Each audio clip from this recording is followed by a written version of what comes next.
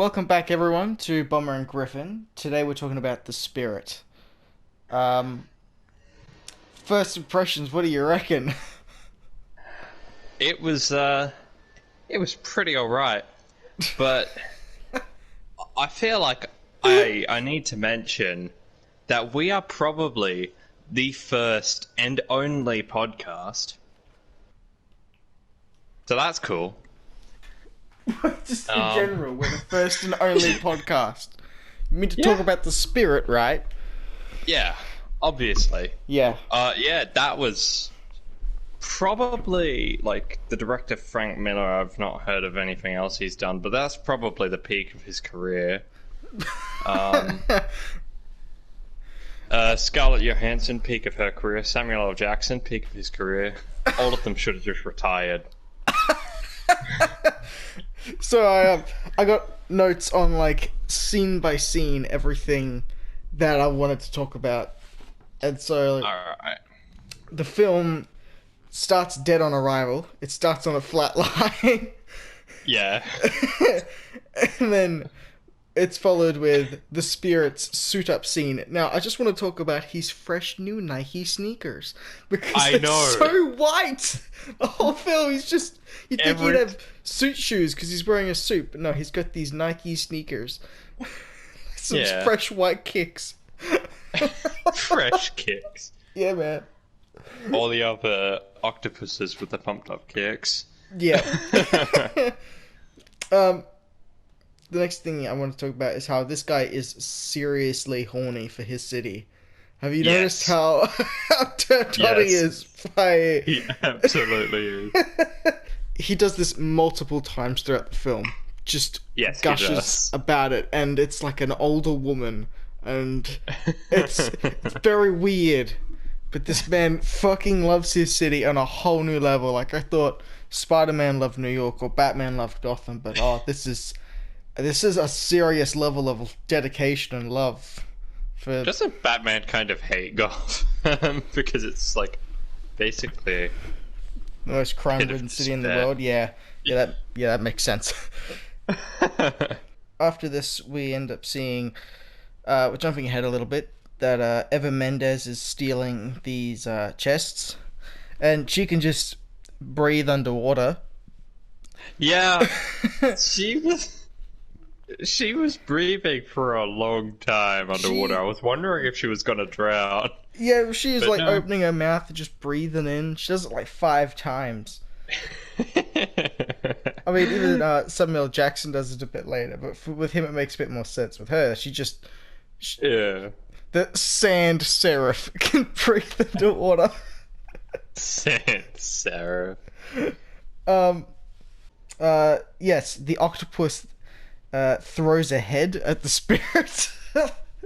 After trying to have this very somewhat serious tone, the octopus just throws a head at him.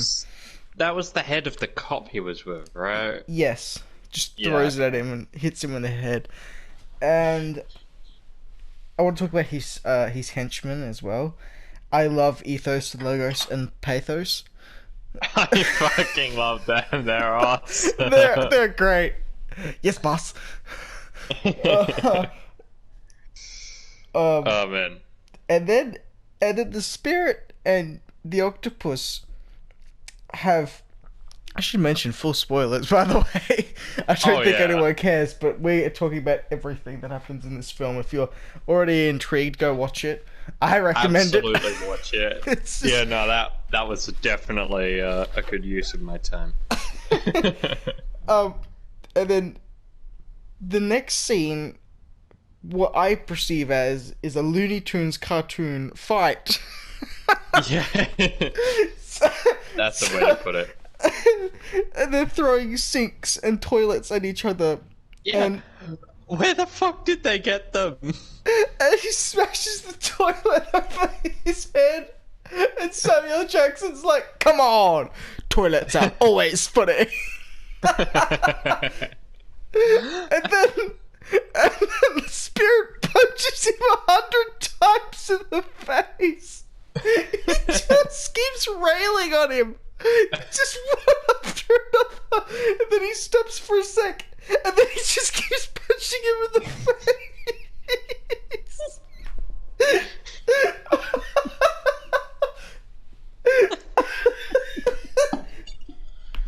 Oh fuck! I lose it every time I see that scene. Fucking breaks me. Oh fuck! But the dialogue is fucking fantastic in all the wrong ways. Oh yeah, in all the right ways, actually. All the right ways. I'm pretty sure this film was intended to be a comedy. Apparently I'd be very not. surprised if it wasn't. It wasn't, and I love it even more for that.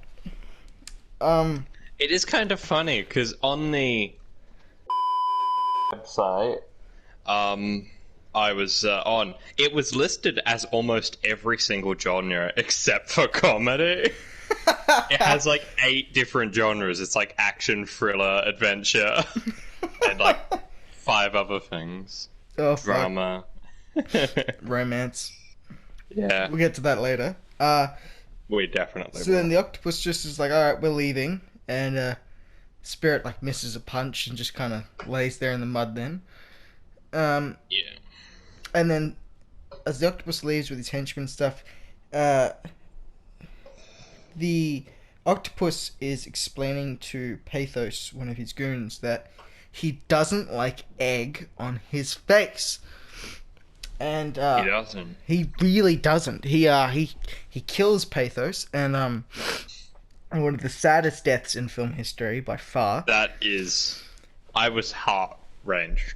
Like, he just keeps yelling at him, and it's unnecessary. I don't like egg on my face.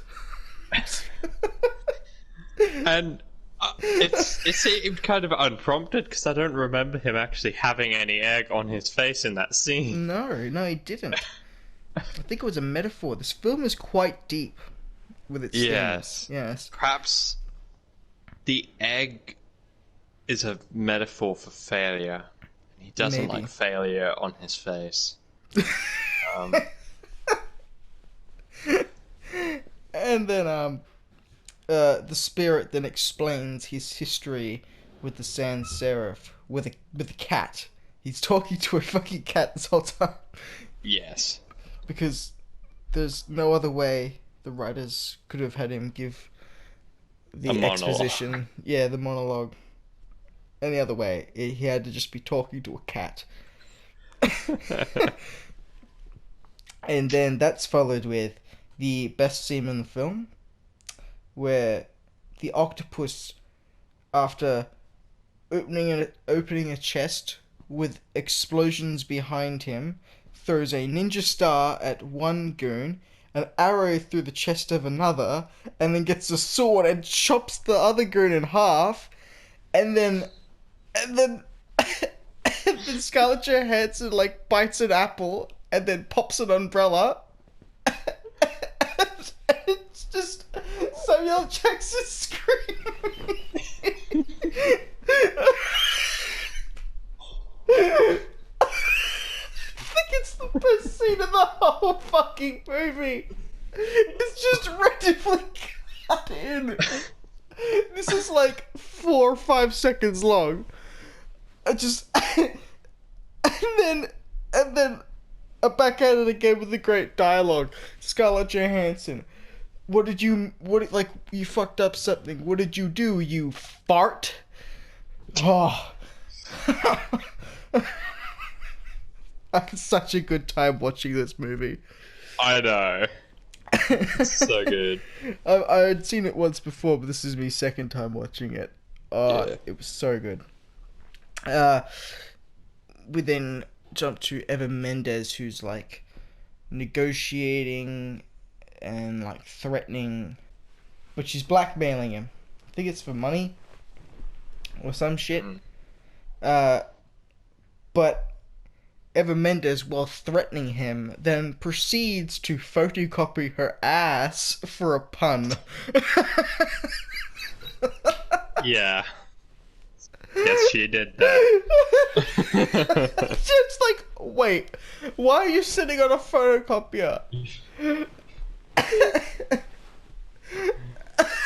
She makes an ass pun about it being perfect.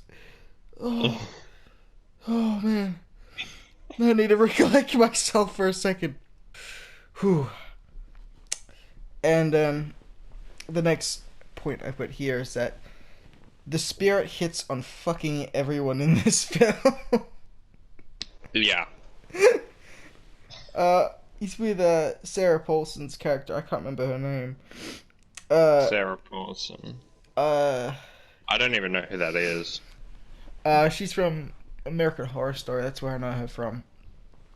She's like the medic woman. Oh yeah. But like, after the only Paulson I know is Robert. His name was Robert Paulson. After like expressing his love to her, when the new rookie cop comes in, he just kisses her hand immediately. Yeah. Like right in front of her. And then we have the quickest robbery to ever be stopped. He leaves, sees his criminal, stops him. The reporters are like right there. He talks to the reporters and they're like, "Is there anything you want to say to the kids out there? Remember to brush your teeth." Ding! I can't believe it's not a comedy. This is taken seriously.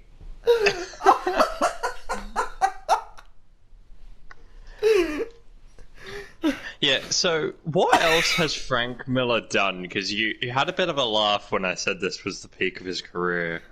Because I'm not aware of his other works. I'm pretty sure he did The Dark Knight Returns, which is really good. After he says, "Remember to brush your teeth," he then immediately hits on the reporter. This man is on a roll. Can't stop him. He's a madman. So the spirit then goes to the crime scene that the sans serif was at when she photocopied her ass, and he killed himself, the guy they were interrogating or trying to steal from. So the spirit rocks up with the cops, and he recognizes her photocopied ass in the trash. He then goes over and steals the photocopy of her ass, which is evidence from the crime scene, for his own benefit. And it keeps getting better. But there's another scene. He's gonna frame it, put it on the wall.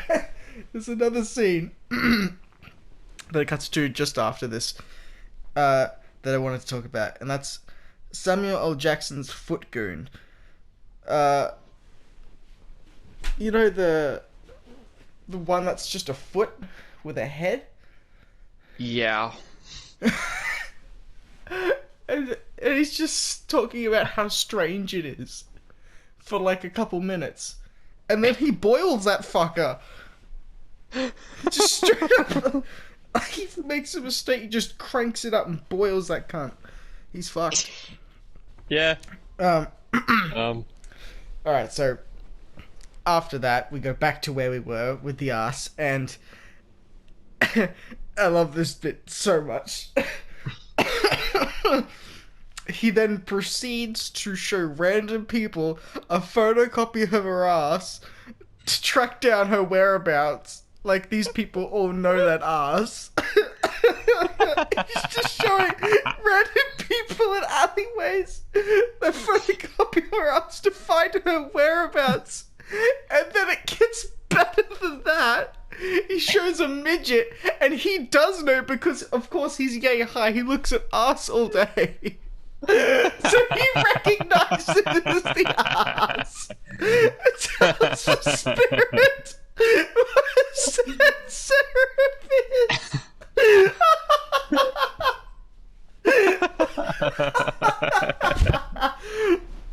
He's like a midget chauffeur or something. Oh, brilliant. At this point in the film, what are you thinking, my dude? I'm thinking, what the fuck has Blake gotten me to watch? Some of the other stuff we've discussed. just before we keep moving forward, what else were your thoughts on like the 100 punches to the face? And the toilets are always funny. The toilets one, I was like, oh my god. Because where the fuck did he get it from? Did he fish it out of the lake or something? I don't know, it's a lake 1 minute and then it's just mud. Yeah. It was so odd. But obviously the deeper meanings and symbolism behind that just flew right over my head. Oh. I'm gonna have to get a degree in film study before I can truly understand this film. I think I might need one too. But yeah, so far I was pretty on board. I was like, this is kind of epic. Right after he shows the photograph of the midget. This is pretty epic. I like the storytelling. The beats here are just mind-blowing. Yeah. So original. Never seen it before. I mean, that part was true. My next point was that Eva Mendes is fucking hot. There's no joke there. She's just... Oh, yeah. She's really fucking hot. In her semi-nude scene. He then is pushed out of a window, and luckily his coat catches the ledge, like a gargoyle on the ledge of the building, which saves him. But his people in his city that he loves so much think it's a suicide attempt and proceed to chant "jump," encouraging the hero's death.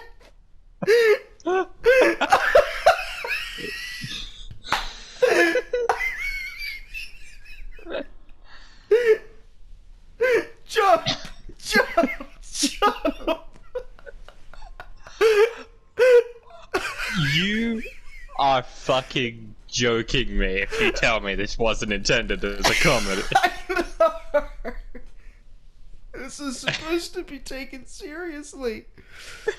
And then an elevator happens to stop by. What city is it actually set in? A central city or something. Oh, yeah, Central City. Which could be anything. Yeah, I'm pretty sure. There's like numerous things here I just can't even explain. Like, he takes his belt off, and then in an attempt to use that to swing off another gargoyle to safety, his pants drop. But as that happens, an elevator full of gorgeous women happen to just roll down and stop exactly where he is. So he's swinging with his pants down and flips and lands on the elevator.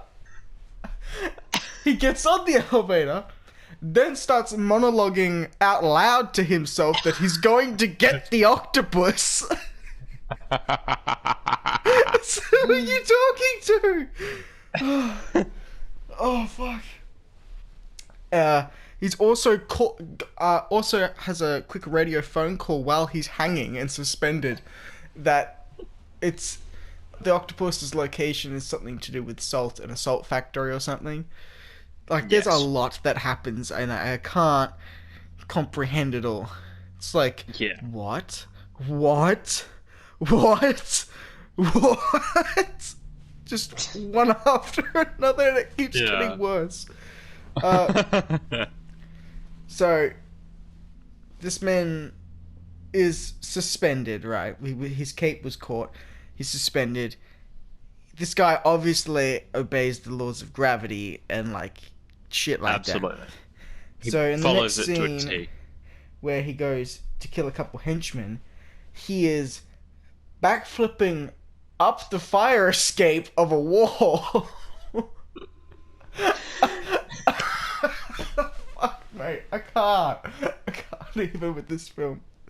I know. It's fucking awesome.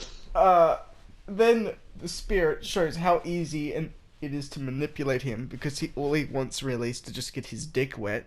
So after seconds of meeting Scarlett Johansson, she seduces him and just knocks him out with a fucking needle. Yeah. So his valiant efforts against the guards were for nothing. Yes. It is worth mentioning that the spirit, the entire time, he's basically dressed as Zorro. Yes. Just in case we haven't mentioned what he looks like to the audience. And also he has a red tie, and it's one of the only things of color in an otherwise black and white film. He has a great line about his tie later on. It's fucking amazing. Yeah. Okay, we'll get to that though. So that's the one towards the end, right? Yeah. So yeah. Octopus. Okay, so Scarlett Johansson, I think she's called the Floss. The Floss seduces him and knocks him out. It's Silken Floss, I believe. Silken Floss. The spirit awakens, and he says he smells dental and Nazi. He does. He says, "I smell dental and Nazi," and is confronted by a belly dancer. You just never know what the fuck's gonna happen in this film. Who then cuts his red tie and throws 3 miniature knives into his shoulders. Before the octopus walks out of curtains. I can't believe this is real. How did Samuel Jackson sign on and go, "Yeah, I'll do that. That sounds good. That's a good idea. I like this script." You have to show a picture. Like, you have to bring up a picture of this. I think I will have to bring up a couple pictures. Just for evidence. For this scene. Just for this scene, if nothing else. Because... Did you want to explain to the audience what proceeds? No, you could... I don't want it to be on record that I've said any of these words. So, the octopus walks out of curtains as a Nazi with the full get-up on and the monocle eye and everything. And then joining him, Scarlett Johansson is dressed as a Nazi, full attire. Very cute. She hands him a wireless phone, which is one of those phones that should have a wire. And then, as he's just having a phone call and a chat, Scarlett Johansson is just staring dead at the fucking camera. And in this moment, you can tell she thought, "Why did I agree to do this? Why am I here? Is this my life now? Are my kids going to see this?" She then leaves. She then leaves to go and stand in front of a giant monument picture of Hitler. Yes. And then I'm pretty sure everybody except Frank Miller thought it was a comedy. Yeah. Yeah. And then oh, fuck. This movie is a lot. I can't not laugh at every fucking thing that happens. Because there is a lot of big things that happen here. They then go into the spirit's backstory and why he is alive and how any of that ever comes into play. Yes. They take a drink. Well, the climax of this film, I'm going to lose it again. I just know it. Oh, yes. Alright, so... they talk about the spirit's backstory, how he is somewhat invincible. That's because of these reasons. Then they get this tiny kitten out called Muffin. And what they do to Muffin, the spirit will never forgive the octopus for. And it's all the motivation the spirit needed to take out the octopus. Obviously. So, the cat is... adorable. How would you say this cat leaves? Gracefully. He leaves gracefully, and there's nothing left but his eyeballs. Gracefully.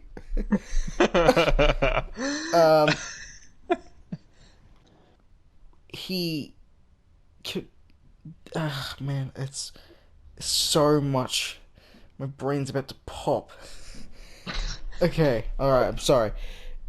The octopus then, and that's Samuel L. Jackson, if you're still fucking lost, summons the belly dancer again with a sword to come and kill the spirit. The spirit says, of course, the only thing he could possibly say in a foreign language that would make her suddenly not want to kill him, but make out with him because he's the spirit. She frees him, and then he starts to just beat down on the octopus man. He's like, this is for sans serif, and this is for like my city, and this one's for Muffin, and he just bam. Muffin was the most thought of character in this film. Obviously. Could you blame him? But it's not a comedy. No, it's not a comedy. This is supposed to be taken very seriously. I was watching this entire film with just a stoic expression.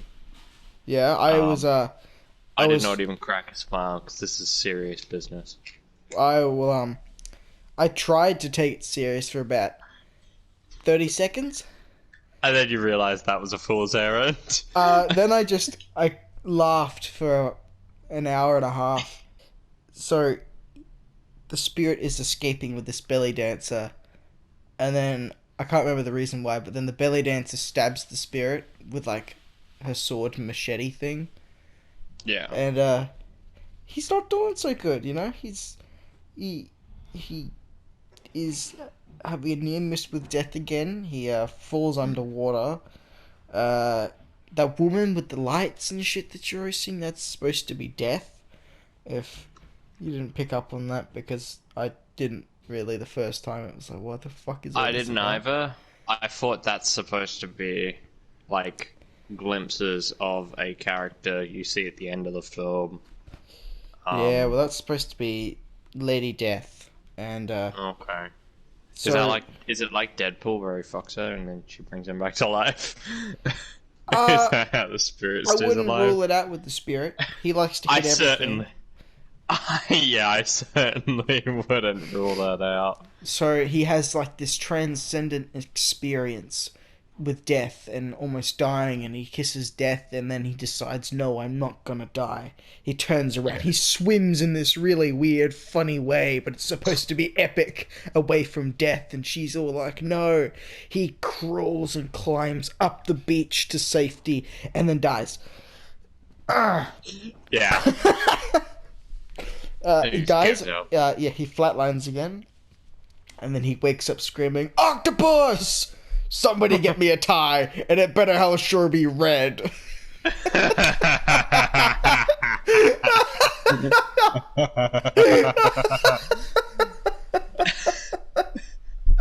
Because he wakes up like not wearing his outfit, because he's in a hospital. Yeah. Yeah. Somebody better get me a tie, and it sure as hell better be red. Even just the way he wakes up, octopus, and he's just marching to the horse. Yeah, there are like doctors telling him to fucking calm down. Yeah. And then I haven't even mentioned the chief of police, who's just a perfect angry cop who argues with everything. Oh, absolutely. Perfectly. You listen here, spirit. You're doing things not by the book. Just, he's perfect with it. Whole film. Yeah. He does an outstanding job. In this, to be taken seriously movie. Yeah. So, we're forgetting all the important plot beats. We're just talking about all the best shit. Oh, yeah. Eva Mendes's Sansef character and Scarlett Johansson's something Floss. What was it again? Silken Floss character. They're having a switch. So there were two chests at the start, and they both took each, but realized they got the wrong ones, and they got each other's, kind of. Yeah. So Sans Serif wants like all the treasures and golds of the world, and the octopus wants Hercules' blood to make him... No, it is actually Heracles. Oh, it is Heracles? That's a different... Yeah, it's a different person. You sure? I swear, they say it's... Octopus keeps saying it's Heracles, and then the spirit's the spirit says, I think it's pronounced Hercules, but the spirit's actually wrong. Oh. And it's Heracles' blood that the in octopus a wants, bottle. and if he drinks his blood, he will be invincible and immortal. Yes. So they're having this little standoff swap thing, and then things of course don't go right for our characters. See, I'm not going to say our heroes, our characters. They are heroes. They are all heroes in my eyes. And, including Samuel L. Jackson and Scarlett Johansson, the Nazis. Yeah, maybe they're not the heroes of the film. Maybe not. Maybe not. But Scarlett Johansson's beanie is very cute. Yeah. I don't know how I'm going to go about putting any Nazi imagery in this podcast and getting away with it scot-free. So they do the standoff swap thing. Shit doesn't go right. A bunch of Apache attack helicopters show up in this era where I would assume it is not modern day, with the cars and the phones and stuff. You did gloss over the fact that Samuel L. Jackson shot at the Spirit, dual-wielding basically every single type of gun in existence. That happens next. I thought that happens first, and then the helicopters come. No, I got everything in chronological. It's got the octopus's guns right underneath it. Okay. So the Spirit... Amongst all this... Yeah, you're right. The Spirit's walking at the octopus... And then he's got his dual-wielding pistols and he's just shooting at him and trying to blow him away. And he's obviously hitting him in more places than just the chest. He's getting his shoulders, shit like that. He's fucking this guy up. He then pulls out 2 more guns with 2 barrels on each gun. So he's got 4 and he's just unloading even more and even more. And then he's telling the Spirit, "You don't understand. I'm the octopus. I have 8 of everything," and pulls out 2 more with 4 barrels on each side and keeps persisting to shoot the Spirit until he falls over dead. This guy dies a lot. Yeah, it's kind of his thing. Yeah. God, there must have been so much happening because the notes just get really messy from here. There is so much happening. There is so much happening. The next thing I've got is the octopus. He gets the rookie cop from earlier that we mentioned one time, shoots an RPG rocket thingy and blows the octopus up. Well, we assume she's blown him up, and he explodes in a cloud the shape of an octopus. But he's not dead. He's only lost an arm, and then takes a 6-shot to the face. Fucking a whole chamber perfectly in his forehead. He then tries to drink Heracles or Hercules. You skipped the part where the helicopters are shooting at him and he's dual-wielding LMGs shooting at the sky. God, yes, I did! Oh, I'm so sorry. That's what I was saying. There was so much happening. And then it cuts to all of his henchmen just shooting at the sky. Yes! Oh, I fucking love this film so much. Oh, I know, I'm sorry. It's brilliant. Is there anything else I'm forgetting? I feel like I'm just flying over things here. No, I'm pretty sure that's all the important bit. My notes just get real messy from this point forth. But after losing an arm and having 6 bullets in his head, he tries to drink Hercules or Heracles' blood. He fails. The whole vase explodes before he can drink it. And then the Spirit, he's alive. It turns out he had a bulletproof vest. I don't know how that protected him from all the other gunshots. Well, it did seem like a pretty hefty one, but didn't have much, face or shoulder or anything. He was just kind of... I mean, he kind of is immortal to some degree. Yeah. So he then grabs a grenade, pulls the octopus close to him and yells, "Let's die!" Yeah. And leaves the octopus with the grenade, and good old Samuel Jackson, man, he's got to have a motherfucker at some point, and says mother, and explodes again in another cloud the shape of an octopus. And then he gets turned into a skeleton. Yes. Like the fucking people from Spider-Man 1. Yep. Out am I? Yeah, that's the guy. So I don't even know what that word is. The next part that follows was the spirits confessing his true love for Eva Mendez's character. They were friends in childhood, and they share a kiss together and know that they've got a... they're full making out. They're just full making out. Yeah, it's a very heartfelt scene. Yeah. The audience is crying tears of joy that these characters have finally gotten together. I know. And then Sans Serif leaves and he comes back to his medic lady and she's like, who was that? Because they're supposed to be in a relationship. And he says this, and I quote, "It's you I love, baby, with all my heart." Right after he maked out with Sans Serif, right in front of her. He then, while he has his arm around, like, the nurse lady he's talking to, saying, "It's you I love with all my heart," the rookie cop comes up. He hits on the rookie cop while the nurse is under his arm. He's just on a roll. He just hits on like 5 people at once. Right in front of her. And says, "No, it's you I love, baby, with all my heart." He changes his mind every 2 minutes.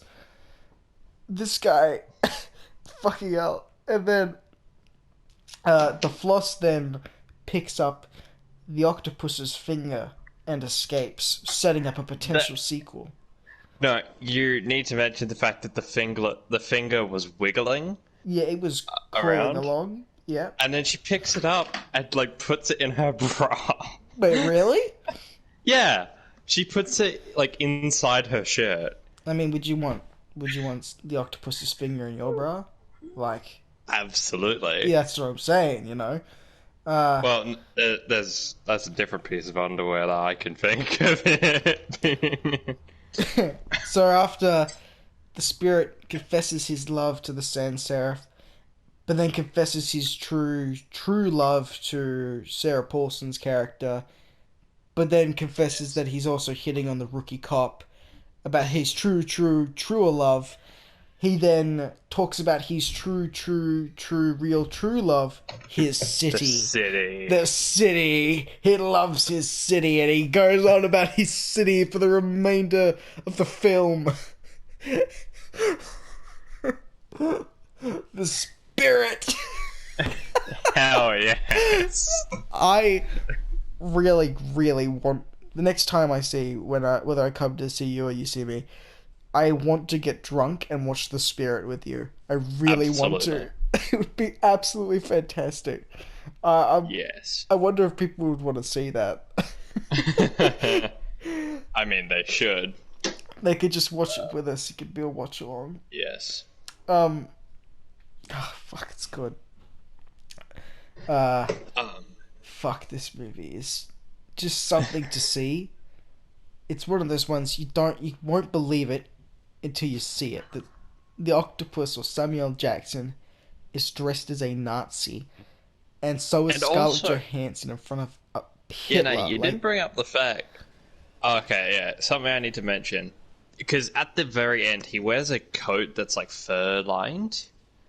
Yeah. And it was just something about it that reminded me of Jason Derulo's character from Cats, because he wore a very similar coat.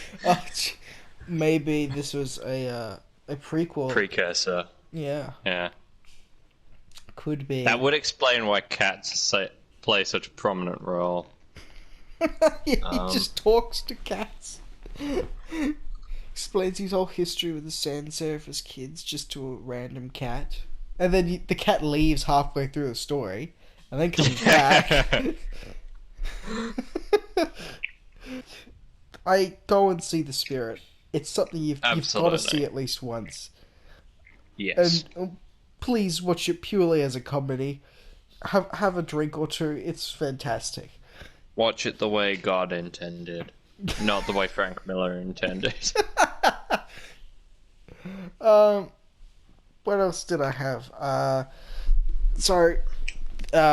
It's somewhat not related in any way whatsoever. In other news, the Oscars are happening tomorrow. I don't give two fucking shits, but that's absolutely related because The Spirit's gonna get nominated. The Spirit came out 12 years ago now. Fucking hell, that's a long time.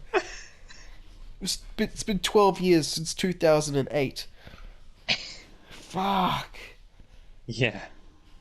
That's crazy. I hope Joaquin Phoenix walks away with an Oscar. I really hope he does. Absolutely. Fuck everyone else. Actually, I did want to end up seeing Marriage Story. I heard that was really good with Adam Driver and Scarlett Johansson. Yeah, I watched like the first 5 minutes, but then I stopped. Not because I was bored, just because one of my mates called me up and was like, "Hey, do you want to vibe?" And I was like, "Yeah, boy." So, by the time this is out, I would assume the Oscars have already happened.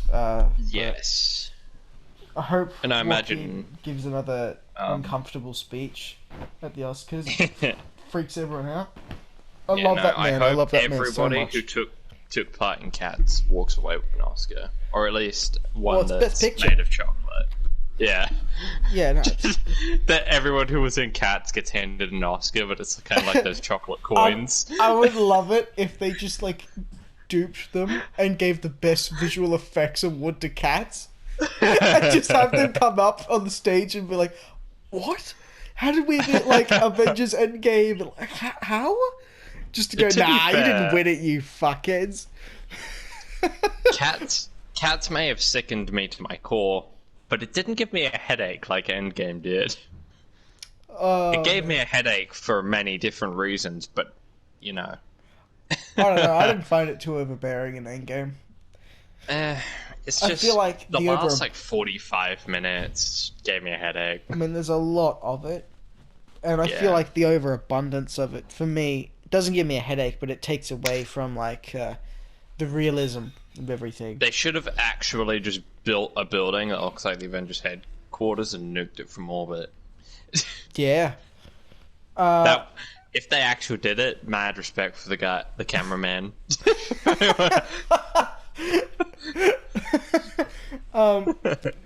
But like, it's the difference between Iron Man's suit and Iron Man 1. It looks like a suit he could actually fit in, and it's there. Like, there's the physicality to it all, compared to ever since like Civil War, Iron Man's suit, his suit looks so disjointed from his head.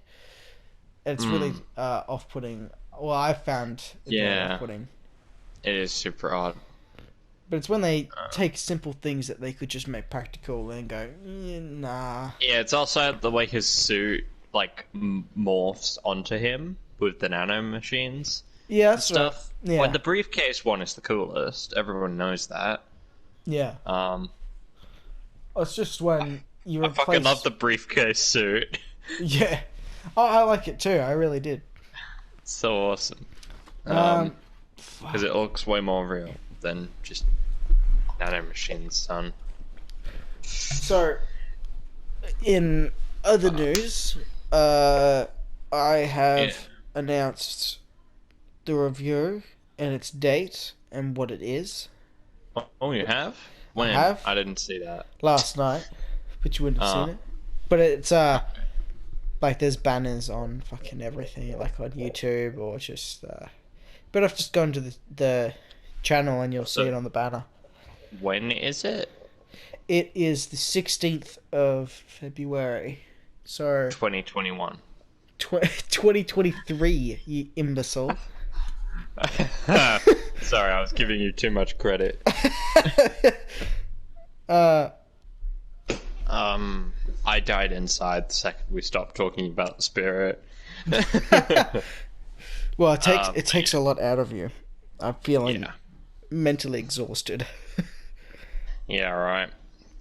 So, I reckon that's this week's podcast coming towards a close, unless you've got more to talk about. Well, I just wanted to talk about the review and its progress a bit just before we go. Oh yeah, obviously. So just in case anyone wants to tune out now, next week's podcast will be about young Sheldon, and I hope to see you there.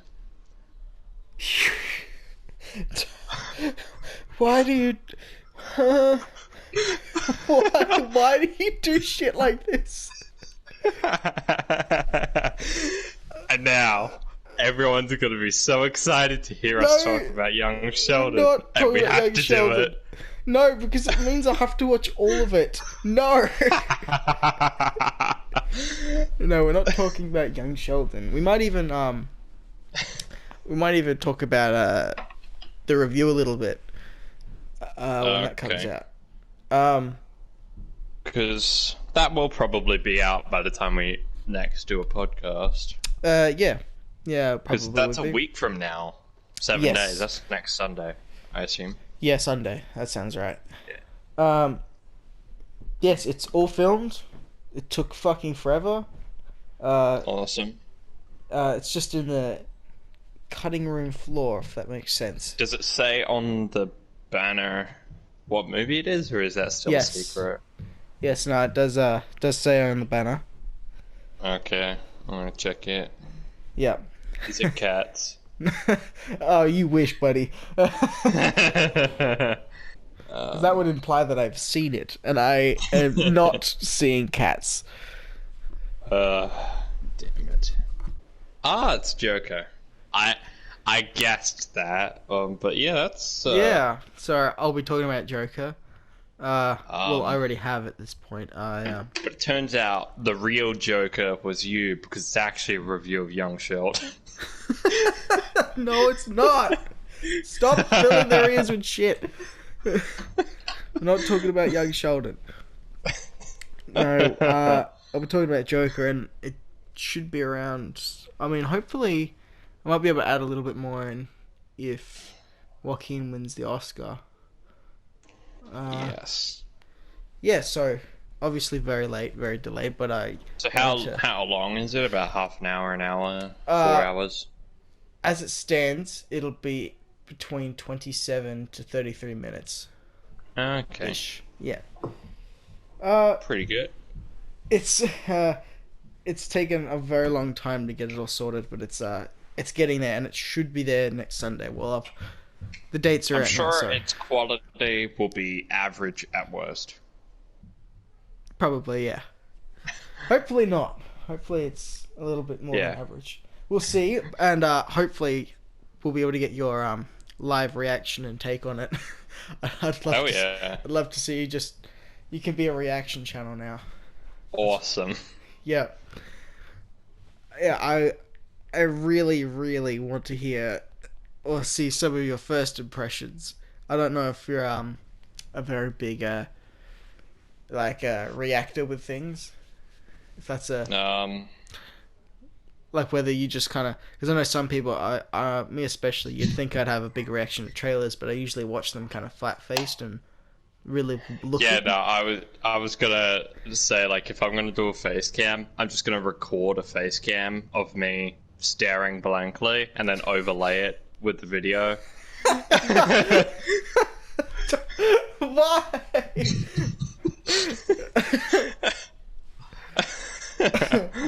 Anyway, so yeah, just we're gonna say like, "Oh, that's cool." Every every 2.5 30 seconds, minutes. it's the same looping footage. Yeah. Oh, that's cool. Oh, that's cool. For half an hour. Yeah, well, I'm trying to trim as much fat off as I can. Anything that doesn't really need to be there. Nowhere near as easy as I thought it would be. Even now, before it's even come out, I've already know so much more, how to do things so much better, where to improve, because it was doing the actual review itself that I was just like, well, this is awkward. How do I do this? Done other stuff before, like with with video games, but nothing like this. So it was very different, but yeah, hopefully it's above average. Oh, 50 minutes. Fucking.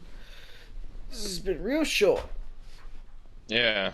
I'm sure. There was something else I wanted to talk about. I'm trying to remember what it was. The spirit. Let's go. We'd already talked about the spirit.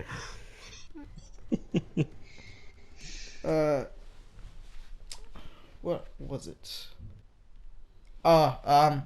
We kind of just forgot about the whole funny movie of the week thing. Yeah, no, we dropped that. We've kind of just dropped that. I think the spirit counts. Yeah. And then Cats count. The one before. Honestly, will anything ever top the fucking trailer of Homo with a shotgun? That's what I'm saying. When you reach the top, where else is there to go? Yeah. When you reach the top, you have to stop. Yeah. By the time this review comes out, this podcast should come out probably the day before. So, everyone listening, it's tomorrow the review should come out. Yes. Yes. And for all those people listening to the review, it comes out tomorrow. So look forward to it. Listen to the podcast. That the review's coming tomorrow. Yeah. Fuck, this is complicated. It shouldn't be complicated. This is my brain fried after the spirit. Sorry, I wasn't paying much attention because I was playing Raid Shadow Legends. What? Fuck off. All right. What's Raid Shadow Legends, you say? We're done. It's only the... Bye, everybody. It's only the most